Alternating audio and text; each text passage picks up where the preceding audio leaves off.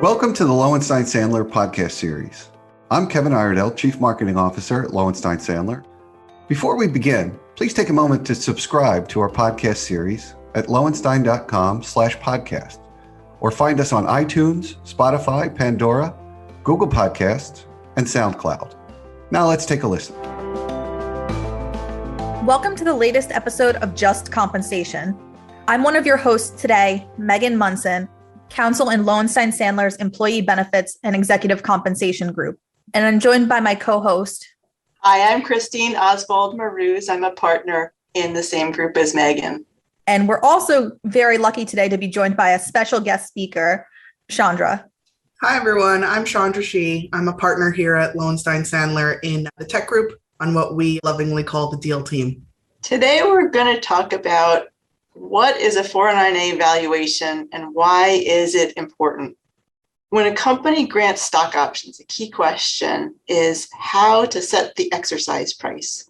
To avoid adverse tax consequences, options usually need to be granted with an exercise price of no less than fair market value on the date of grant. So how do you determine fair market value?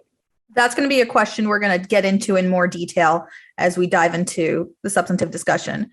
Before we get there, we want to lay the groundwork and cover some basics. We're going to focus on non-qualified stock options versus incentive stock options, as both of these different types of options are subject to tax rules.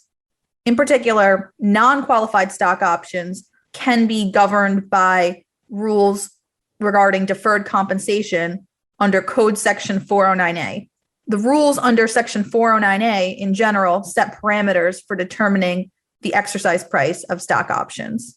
And for non-public companies, fair market value must be determined under these rules by what's called a reasonable application of a reasonable valuation method. So what is that? There are three valuation methods that result in a presumption that the valuation that's being used for determining the exercise price of options is reasonable. One of these, and today's topic, is a valuation performed by a qualified independent appraiser. So today we're going to focus on how and when a 409A valuation is needed. We'll also look at the benefits it affords and how business operations can impact a valuation.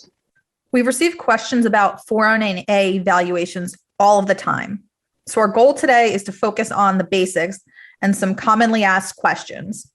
So we'll start at the top. Why is a 409A valuation needed, Megan? So as Chris mentioned, 409A valuations are used when stock options are being granted to set the exercise price at no less than fair market value on the date of grant. And if a 409A valuation is used, it's presumed that the options granted using a reasonable methodology. A 409A valuation is performed by getting a valuation done by an independent appraisal or third-party provider.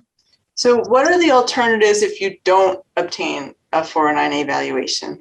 So if you still want to fall within the reasonableness presumption that we mentioned, the other two valuation methods are a formula valuation, which isn't very frequently used, but that requires looking at the value of stock that's used for other purposes and looking at the non-lapse restrictions. Another alternative that we see some companies utilize is the startup exception, which is generally available for companies that have existed for less than 10 years. Their options and their shares are not subject to any sort of put or call right, and the valuation is done internally by somebody who has significant experience, whether it's in financial accounting, banking, private equity, but somebody who's really been working and knows that field and has been doing so for at least 5 years. And if that type of person performs that valuation, that again could be presumed to be reasonable. The benefits by utilizing one of these three methods is that, one, it's helpful in case there's an IRS audit or challenge of options, or in the case of a sale of the company, it's something a buyer is going to specifically look at. And I think, Megan, that's a great point, because there are lots of situations in a company's life where folks are looking back to see whether options were granted properly. And one of the things that can be a big focus in that review is whether or not the options were granted at fair market value, and whether you did so using a 409A valuation or one of the other methods you described. I think one of the biggest issues companies have with using one of the alternative methods is that they oftentimes don't have folks internally at the company who meet the criteria necessary to qualify. And so what ends up happening is startup companies might try to prepare their own sort of self-evaluation, don't fall within what's required under the startup exception or the formula valuation, and end up with a self-valuation that doesn't give them the benefit of that presumption. And so that is a path we see some early startups take. It's just a risk that the board has to choose to move forward with instead of getting a valuation prepared by that independent expert. Yeah, and that's actually a great point because you're right. This does seem to come up often at the time of sale and people aren't really thinking about it. And so I know one of the things that we try to recommend to our clients is, yes, it does cost some money to get the 409A valuation, but it's really going to help you in the long run because even if whatever valuation you're using seems reasonable and seems a good gauge of fair market value, so you're not running into a 409A issue per se, you're still having to face those discussions and scrutiny from a buyer. Absolutely. And it's not just buyers in a sales context, it's investors who may be putting money into the company in minority stock investments. And, it's something that gets looked at each time. We always sort of joke with clients that, the 409A valuation really is what lets you sort of sleep at night, that, you've got sort of the thing you can point to if the IRS does come calling or if, an investor's legal counsel or a buyer in diligence process really wants you to prove that, you kicked the tires around valuation. It's really the gold standard. So just to recap, what do you both see as the key benefit or protection of getting the 409A valuation? I think as Chandra just mentioned, it really gives you kind of the ease of being able to, quote, sleep at night, that you know that you're granting options in a way that is going to withstand scrutiny, whether it's from a buyer, whether it's from an investor, whether it's from the IRS. It's just you have something you can hold up and point to and say, this is why we valued the options and granted them at a particular price. Yeah, I think that's exactly right. It's so much easier if the IRS, for example, were to question the price to say, you prove that my price was wrong, than it is for you to have to prove that the price was right.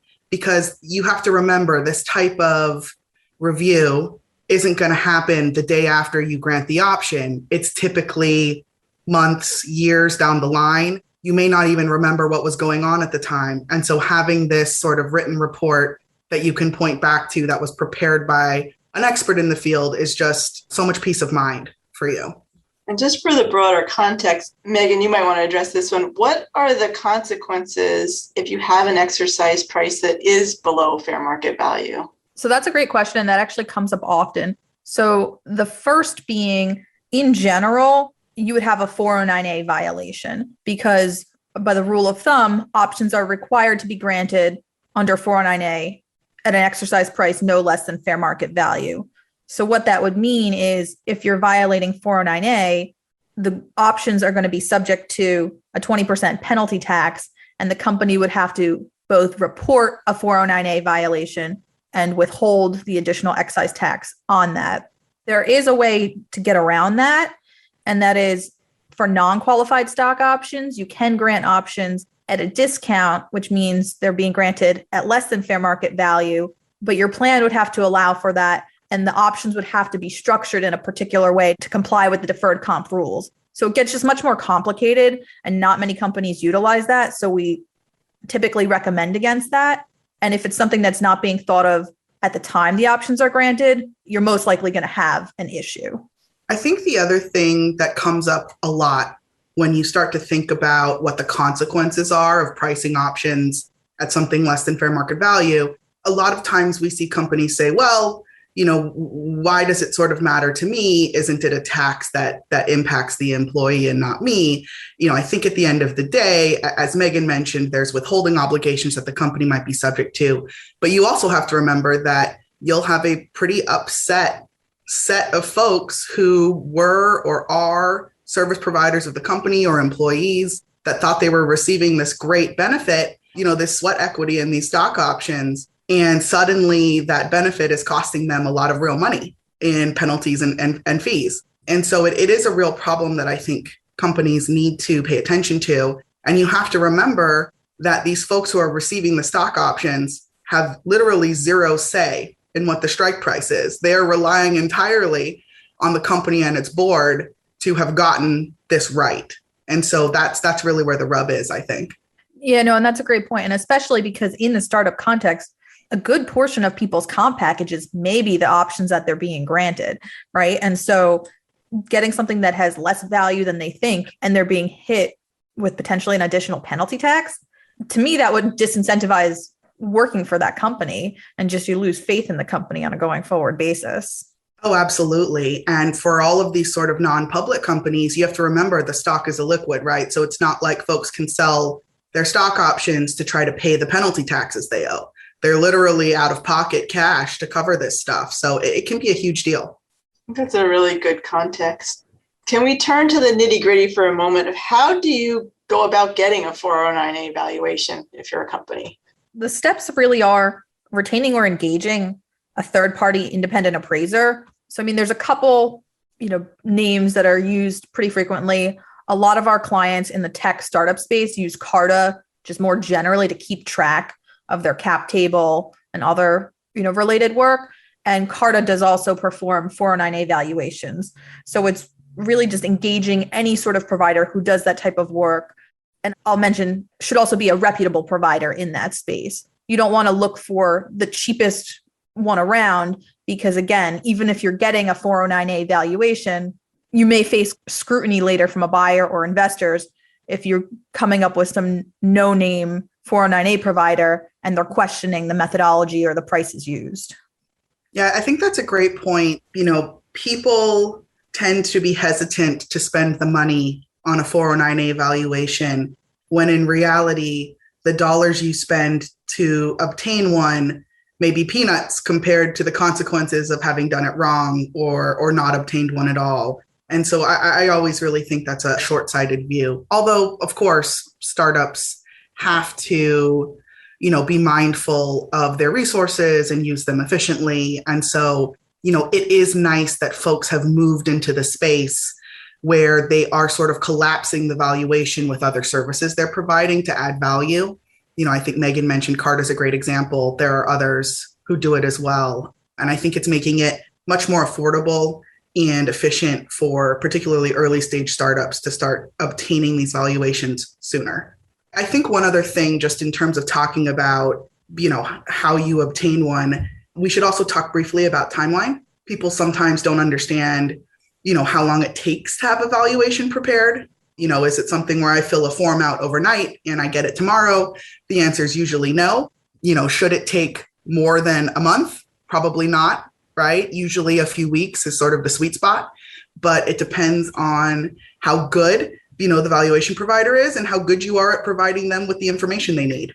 They are going to need basic financial information about the company. They're going to need to know about the cap table. There's just certain stuff you'll have to have and make available for them to be able to perform the valuation. So having all of that and having good records is always a great way to make sure that your valuation gets done efficiently. Yeah, and that's a great point, Chandra, because, companies, I think, tend to not realize that. And they get in a tizzy that they want to grant equity to these employees and they want to get a plan established right away. Well, this is another step in the process that needs to be accounted for. And because of the potential really serious impacts of not having the valuation, it's going to delay their timeline. So it's just things you have to think about in terms of when you want to grant options to people, building in time to get that valuation if you don't already have one. And on that point, once you have one, how soon do you need to go get another one? So the general rule of thumb is a 409A valuation will typically be good for a 12-month period of time, but that's obviously going to be subject to vary, right?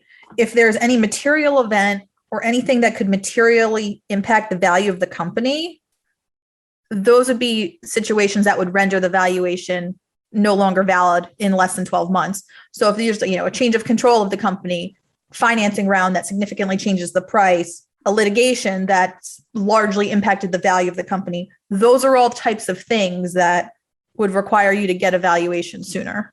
And I think, Megan, just to put a fine point on some of those examples you gave, even just receiving a term sheet from an investor for a potential financing transaction or from an acquirer for potential sale, That's usually the point in time when folks feel like they have to press pause on treating their current 409A value as valid. We really think of those events as rendering them stale because you've got really a written offer from a third party in the marketplace putting a value on the company. And, I can guarantee that value will be different than what the valuation you have says. So really, we see folks who may have a feeling that a term sheet is coming down the pipeline and start to scramble to try to get options granted before they even get sort of a first draft of a term sheet, because you just don't want to run into a situation where the price may be in question. Yeah, that's a great point. And I think that's something that comes up more often than you realize. But I think if the companies are cognizant of that and mindful, it's definitely best practices to, grant options appropriately around that timeline. So one thing we also see come up now a lot more is folks use something called a SAFE, a simple agreement for future equity, as a way to, fundraise. It's a way to raise money without doing a price preferred financing round and without setting an actual valuation on the company today, similar to how a convertible promissory note might have functioned as well.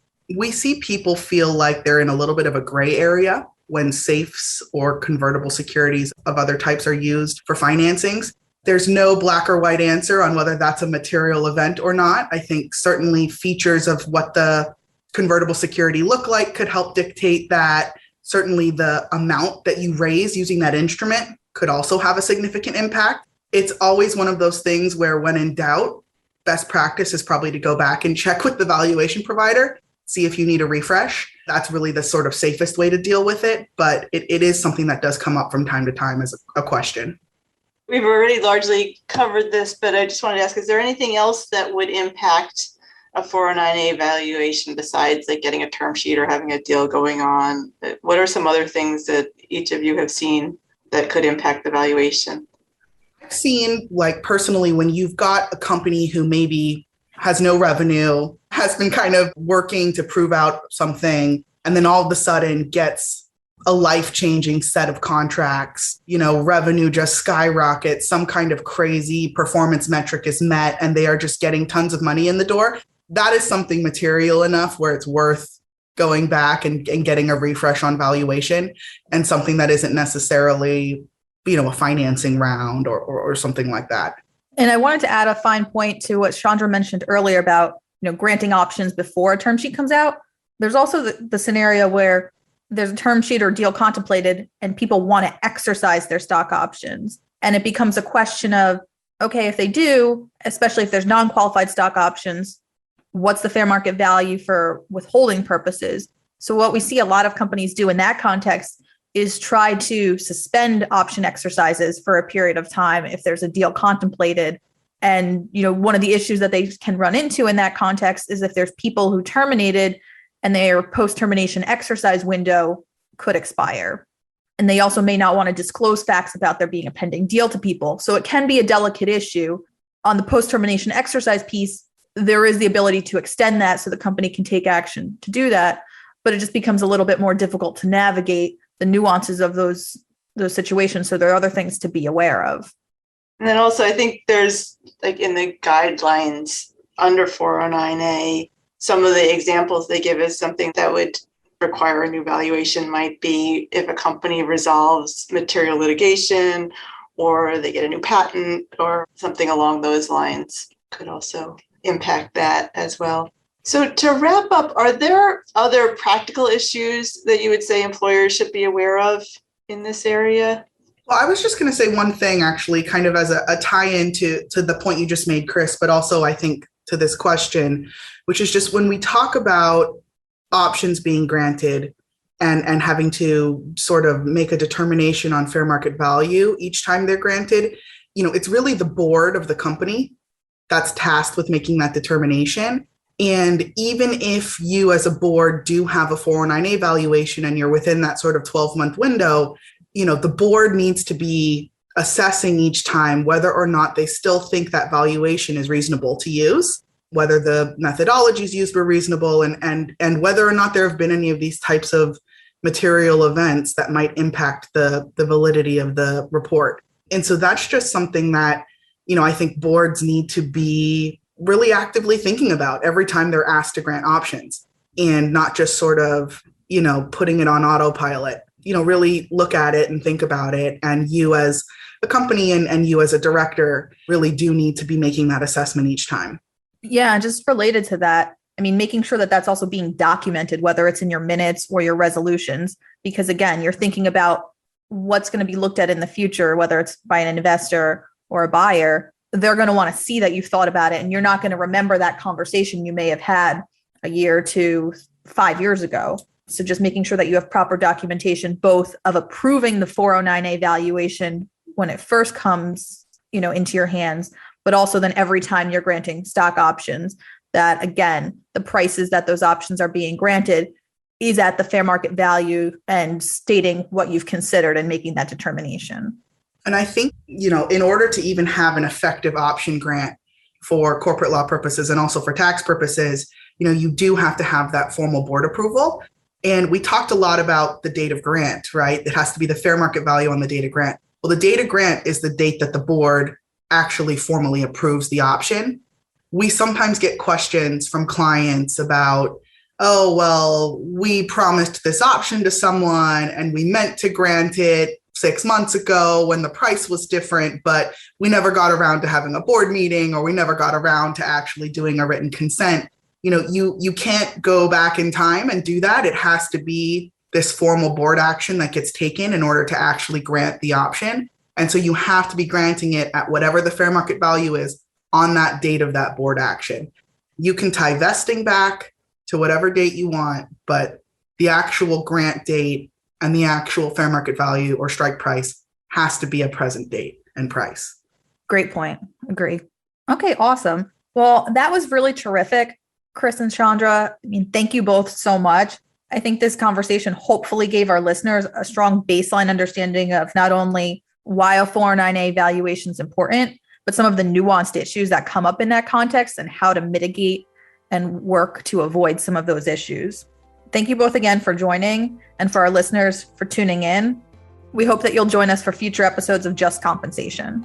Thanks, everyone. Thanks for listening. Yeah, thanks for having me. Thank you for listening to today's episode. Please subscribe to our podcast series at lowenstein.com/podcasts, or find us on iTunes, Spotify, Pandora, Google Podcasts, and SoundCloud. Lowenstein Sandler podcast series is presented by Lowenstein Sandler and cannot be copied or rebroadcast without consent. The information provided is intended for a general audience and is not legal advice or a substitute for the advice of counsel. Prior results do not guarantee a similar outcome. The content reflects the personal views and opinions of the participants. No attorney-client relationship is being created by this podcast, and all rights are reserved.